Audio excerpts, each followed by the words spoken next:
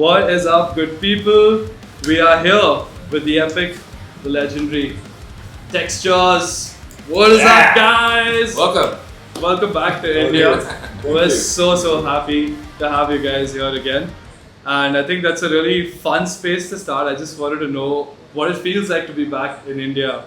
Really great. It's an honor to be back. I've missed everything about India. Actually. Yeah. The whole atmosphere, it's so different than we are used to in Europe. Yeah. And just the whole vibe is crazy. This is pretty crazy. Yeah. Oh god.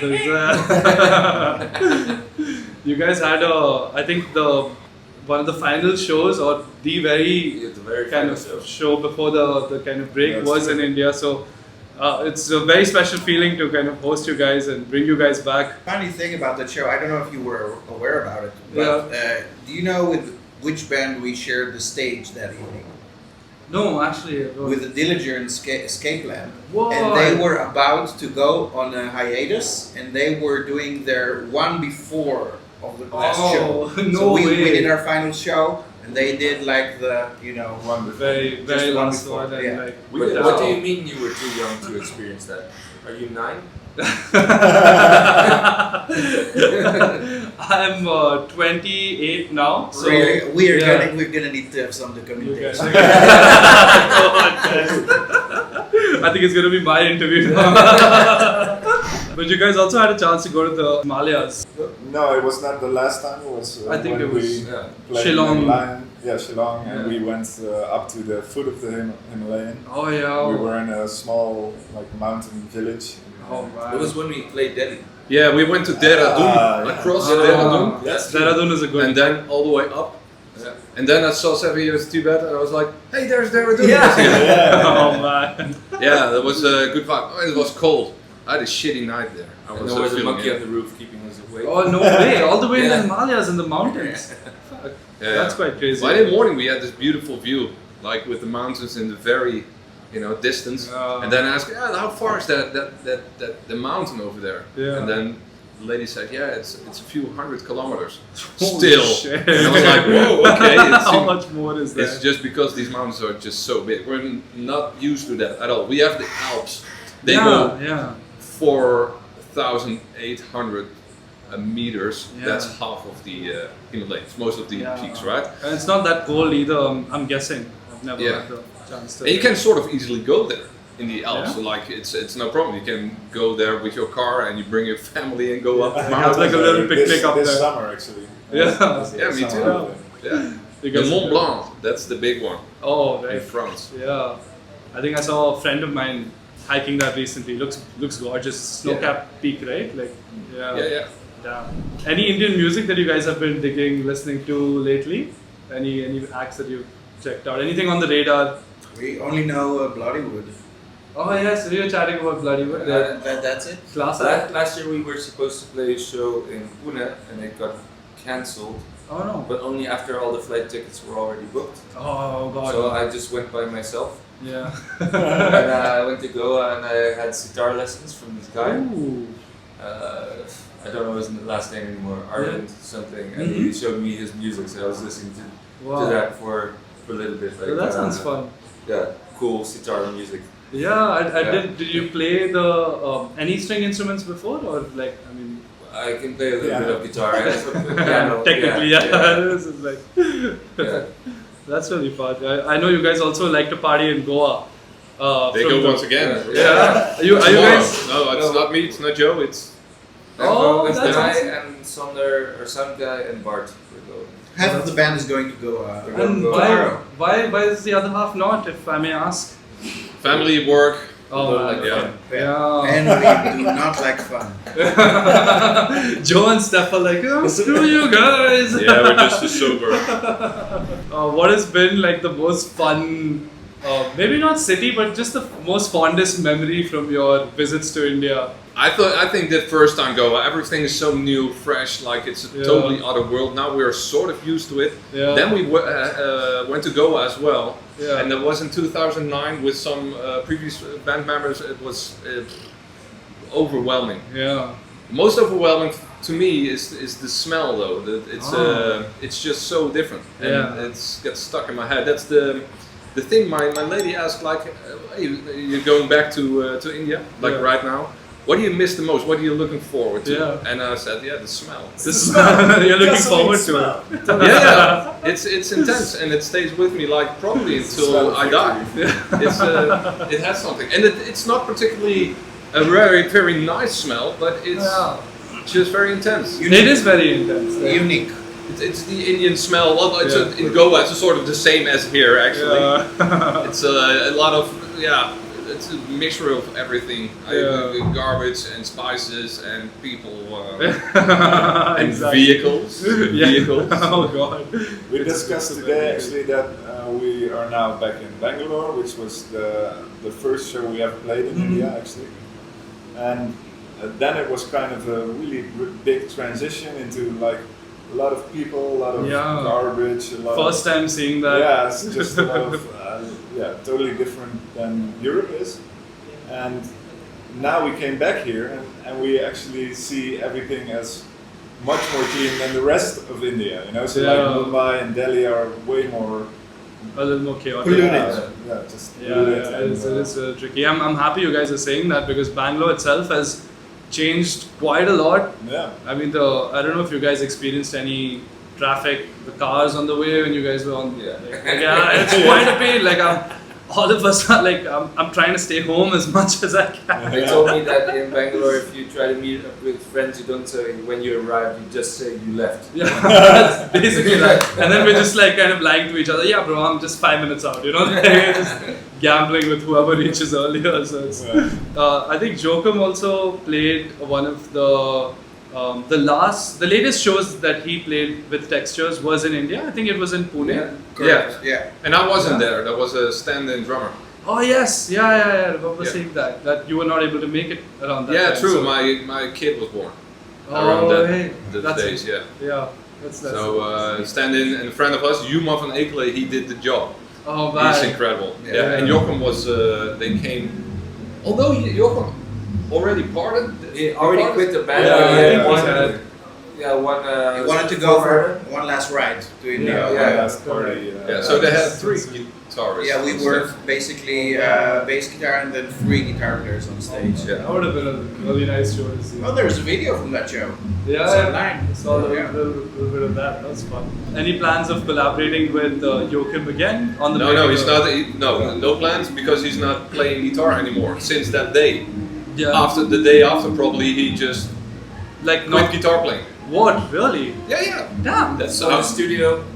He's split second sound and like he's just like he's just moved on from music or that's right. Yeah. Wow, must be a very powerful experience. What was like? I'm just curious because I understand. I mean, at some point you've done it so long, and if you don't see the future in that, might as well. Fair enough. At some point in your life, you still have the chance to invest your time in something else. Oh yeah, that's true. That's that it will take like 10 years or something to achieve that. Build into that and he has different passions and other ventures. He likes to basically. He makes backpacks. He makes backpacks. For the army and stuff. So it's really cool actually. Tactical wear, I think it's skunk gear. Skunk gear, tactical wear, cool. Check it out. and it's. Plug for Jochem.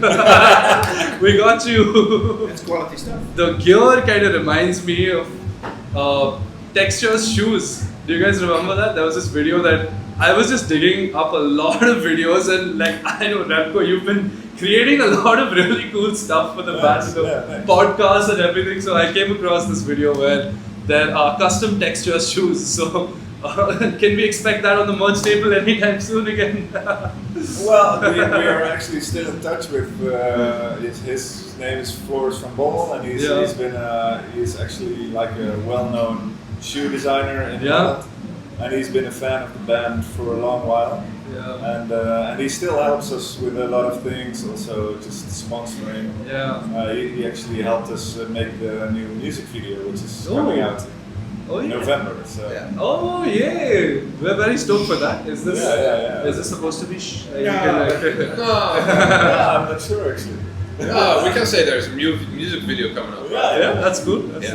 But back at that time, he actually created like special texture shoes. Yeah, and they look really cool. Like but those are like sold out now. Yeah.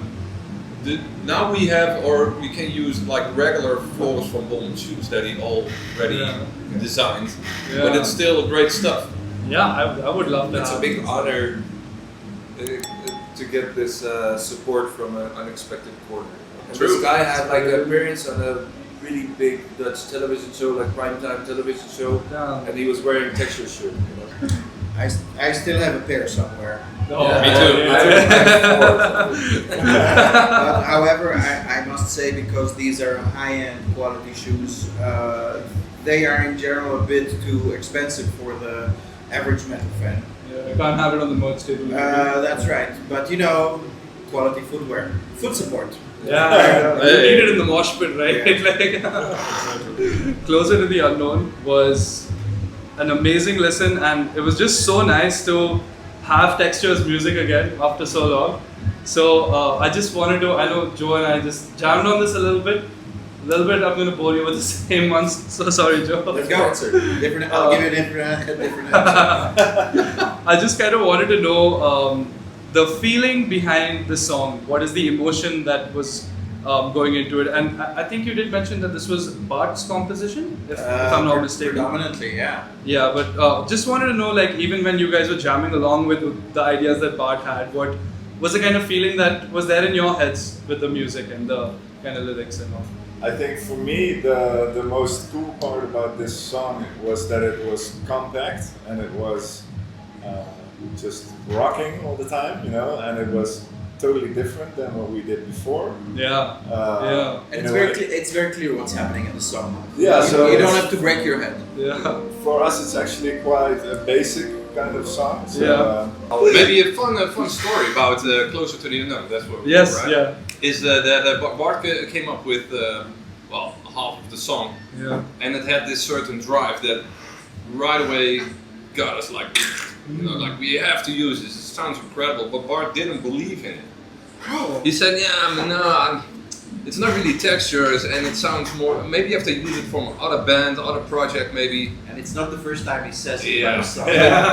It was a real struggle to get him convinced. It took half a year, maybe more, of getting him there.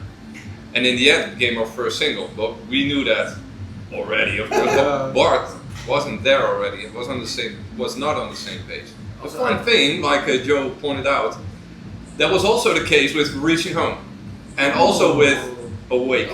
Damn. Like he wrote his stuff. No, it's not textures. It's not. And we were like, this is textures. Like let's put it in textures format, and became sort of success. That's actually for us at least. I think also during recording, well, at least for me, Stef, Bart, and I were working on the songs, on ideas and stuff. But all these ideas came from nowhere, from scratch, Yeah. And this was actually the first idea that was pretty much a big part of the song. So we also kind of left it out there for a long time. And only during recording, since it's the first time I actually really looked at that song, because I thought, well, it's already there, the rest needs more attention. But for me, it really came to life during the recording, actually. Oh man, okay. And that was great vibe actually for me. Yeah. As being in the band, we had the song sort of finished, but Uri was still working on it, and I didn't know what he was doing. And then suddenly he came up with the beginning part, the beginning wasn't there. And that became like, that's the... And that was, like, I already thought, well, for me actually personally, I thought the song was already, like, boom. And then Uri's part made it, like, extra. That's the last moment it was added to the song. Wow, there's no way. That's the very last detail, I think, that was added to it. I would have thought that, you're talking about that... No. Oh, that part. Okay. Yo, that's bad. Okay. The very beginning. Yeah. Just the opening of the. That's crazy. It's incredible that bandmates can still surprise you. That's what I think is really cool. That's the fun part about it, right? Like it's only so far your own imagination could probably take you, and then bringing everybody else on it. And I think Uri did that a lot, by the way, on the new album. Yeah. Surprised us, like in many ways, like many layers, Yeah. many skills, chops, synth, piano chops. Dressing himself. That's Remko's favorite thing. But also like songwriting wise, it's really nice. You have a very big part of the new album is your thing. Dude, that's awesome. I saw. Are you guys using 2 computers on stage, or are there 4? I saw 4. Two. Yeah, So what's the routing like? One just samples in the other on social media. Doing what you gotta do. Live edits on the fly. Technically, one is for my synthesizers. Yeah. I use my synthesizer MIDI controller, and I use main stage to interchange power everything. Is the is the top one also a synthesizer, or is that a MIDI controller? It's a MIDI controller because it looked gorgeous. I've never Thank seen that. I was just trying to. It's actually a Custom made. It's custom made. It's actually a very cheap and old MIDI controller. EMU Export 61. They don't get made anymore. Man. But it works really well with the MacBook and MainStage. Yeah. I bought it for €100 on eBay. Yeah. And I had a girl, a very good friend of mine, tattoo artist, decorate it, and all the wood, the pitch wheel and the sides and stuff I all made myself. Yeah, it looks the part.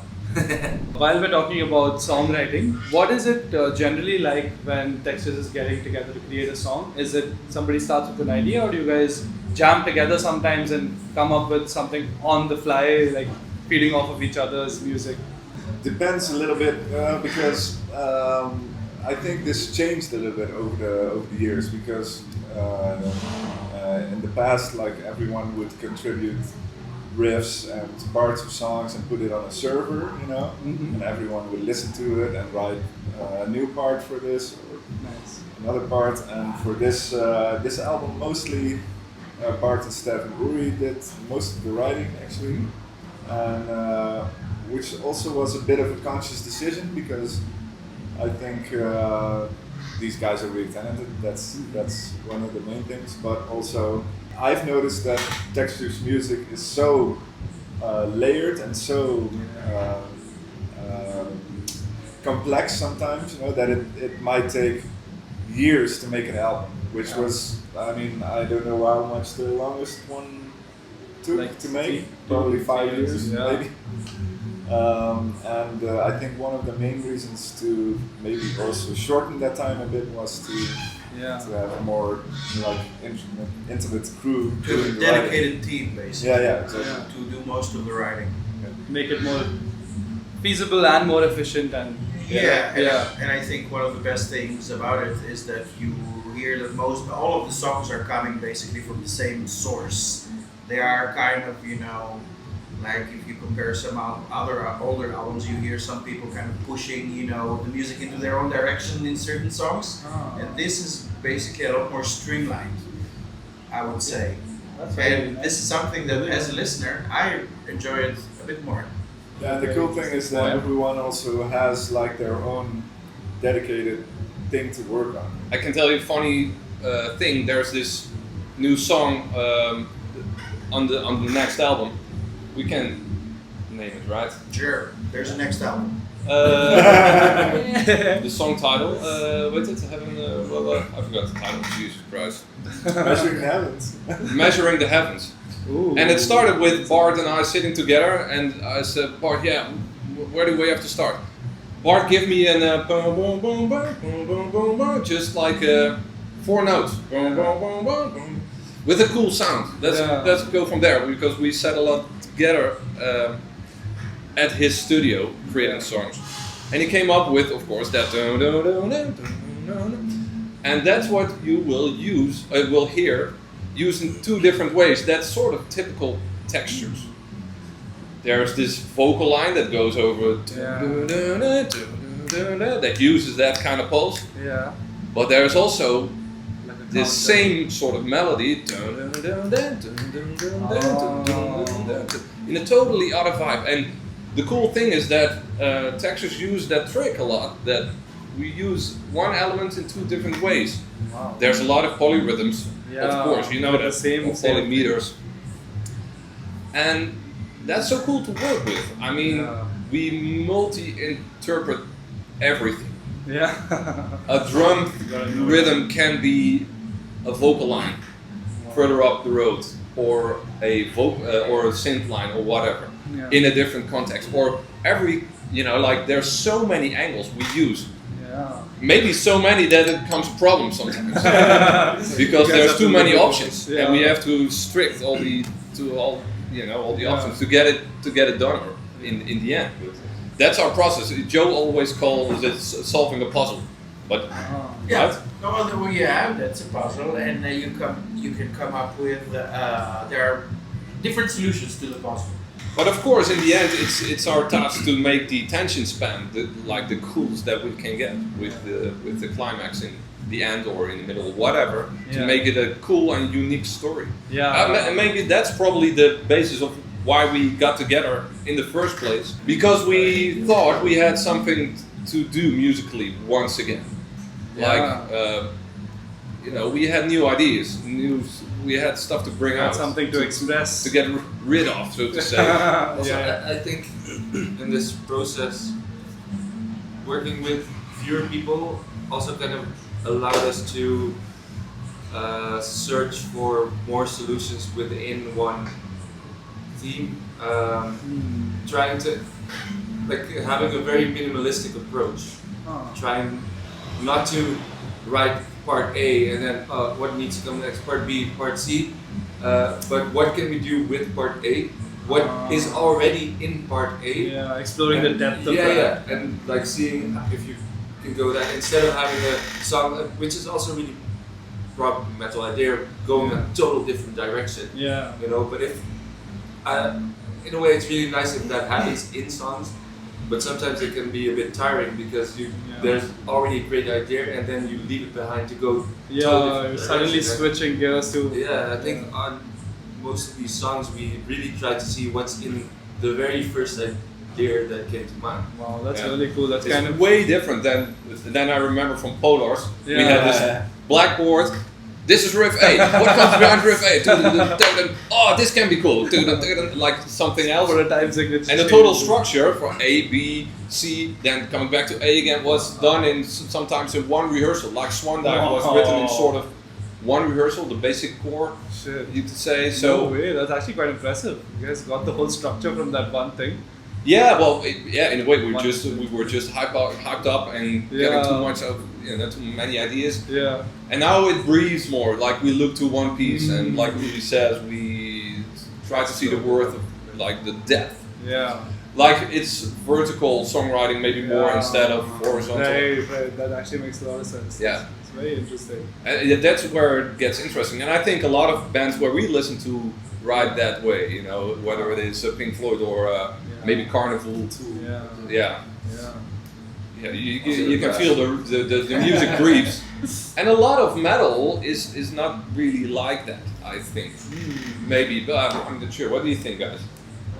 Depends which corner view of metal you take. A lot of metal is it's there, but for us it's more minimalistic than, let's say, Phenotype, where it was more eclectic.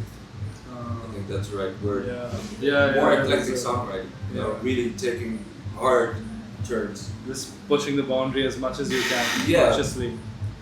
But here you have more of the feeling that if you skip through a song, you're still listening to the same song. Yeah. Without it getting bored, hopefully. When you guys decided to come back together and do this again, what was that turning point like? I hear Stef say that it was the fact that you had something to express, to get off your chest almost. The nice thing is that we hadn't actually been together with the whole band in the same room or area for a while, and we just decided, I don't know whose idea it was, to get together, have a barbecue, that's so wholesome. do some swimming, man. just being together as friends, just have a fun day, and while this day was progressing, the idea was already a bit imprinted in everyone's minds, I think, you know, and everyone was kind of I don't know, just thinking towards the same direction. Nice. And we noticed that for the first time, and that was like nobody expected this from the other guy, you know. So you feel the same way? You do too. And it's crazy because we all have busy lives. We have children. Basically all of us.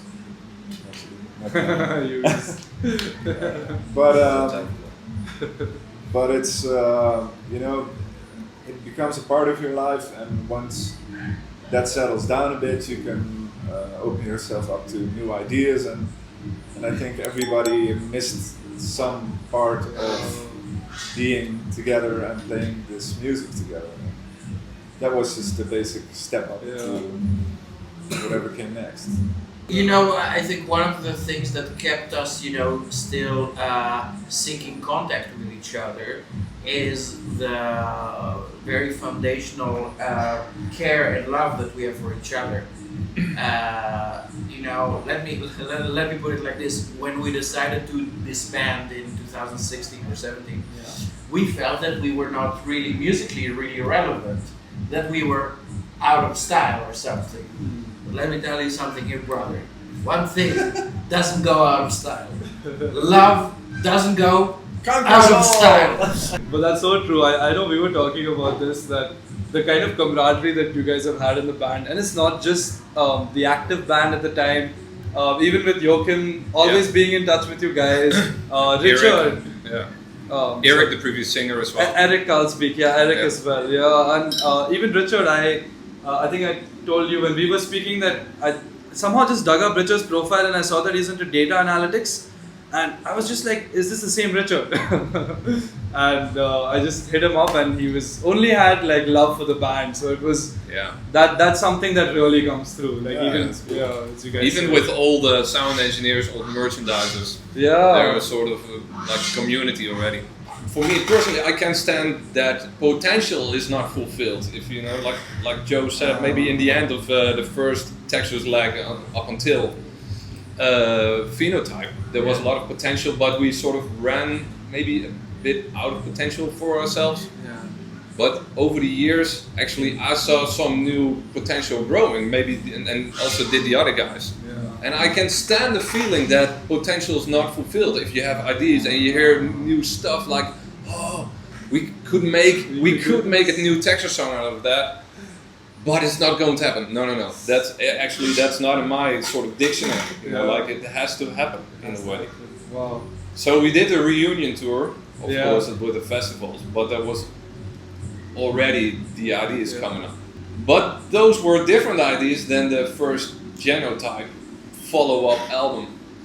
So it will be different from what a lot of people think it will be, because at that time we announced it will be one proggy song of 45 minutes or half an hour or so. But it will be in a way a more regular band album with band songs, but with a different sound. And in the end there might be even more prog than before in a way. Well, prog is a concept. It doesn't mean that it has to be technical. Yeah, absolutely. I agree. I think it could definitely go into what we were talking about earlier, of going into the depth of it. Yeah, more. You're really progressing with that one idea. I think that's proggy songwriting. Yeah. At least for ourselves. Yeah. Different songwriting.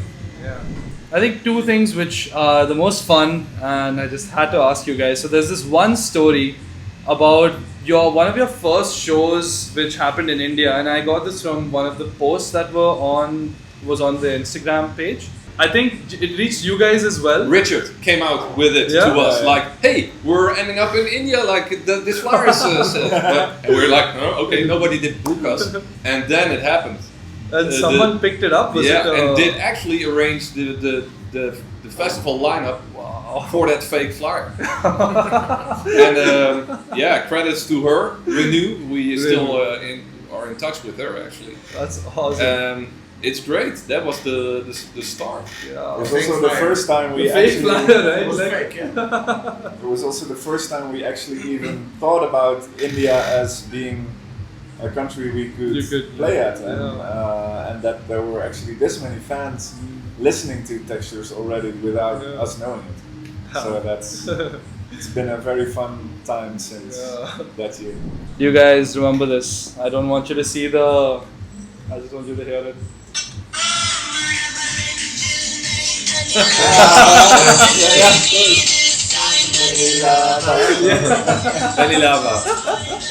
Oh man, how did you guys come across this song? Because it's all it was a hit. I think for me it was a hit. Big hit.